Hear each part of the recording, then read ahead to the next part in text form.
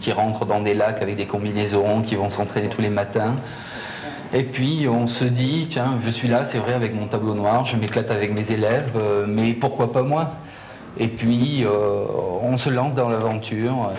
Une belle aventure, même si l'an dernier, il est devenu champion de France de triathlon. Un titre qu'il remet donc en jeu ici, à Embrun. L'épreuve a été retenue par la Fédération française. Il y aura un championnat d'Europe longue distance l'an prochain ici. Il faut absolument préparer nos athlètes. Et dès demain soir, le DTN qui sera présent va faire une présélection pour préparer ces gens-là au top niveau pour 93. En attendant, ils sont 630 à s'être inscrits à ce qui est considéré donc comme le plus dur triathlon du monde. Comme d'habitude, la première épreuve, c'est la natation. Dans le plan d'eau d'Embrun, le départ est donné à 6 h du matin. Cette année, l'eau n'est pas trop froide. Heureusement, le soleil des Hautes-Alpes l'a bien réchauffée.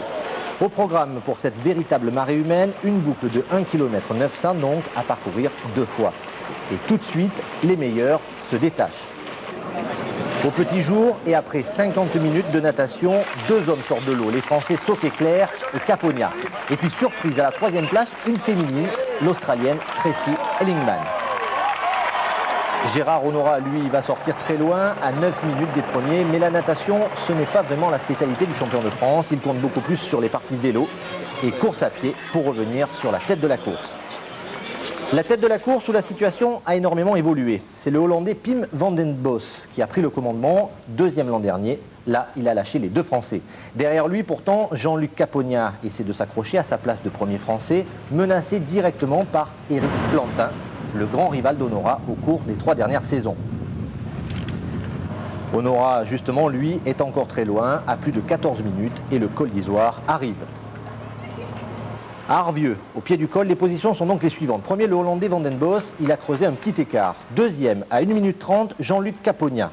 Et 3e, petite surprise, un autre Français, Serge Rivière, personne ne l'attendait, il l'a remonté tout le monde. Il est en train de réaliser une superbe performance.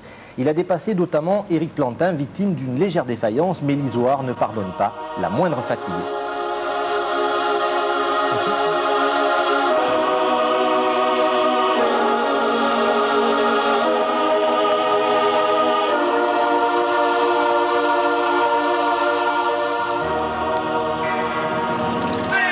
Au sommet du col, Gérard Honora va passer avec 13 minutes de retard sur le Hollandais. La victoire lui échappe. La victoire est même le titre, puisqu'en tête de la course et dans la dernière difficulté, la côte de Chalvette, ça monte aussi. Serge Rivière a dépassé Van den Bos. Au changement, il possède 2 minutes 20 d'avance sur le Hollandais. La course à pied s'annonce serrée. Et elle le sera jusqu'à 5 km de l'arrivée. Là, Van den Bos attaque et dépasse Rivière. Le Hollandais s'impose donc à Embrun pour la première fois en 10 h 9 minutes et 3 secondes. 10 heures sur un vélo, à pied et dans l'eau. Serge Rivière termine 2e à 3 minutes 16 du Hollandais, mais c'est lui le nouveau champion de France. Plantin finit 4e, Honora 5e. L'équipe de France sera certainement très forte l'an prochain.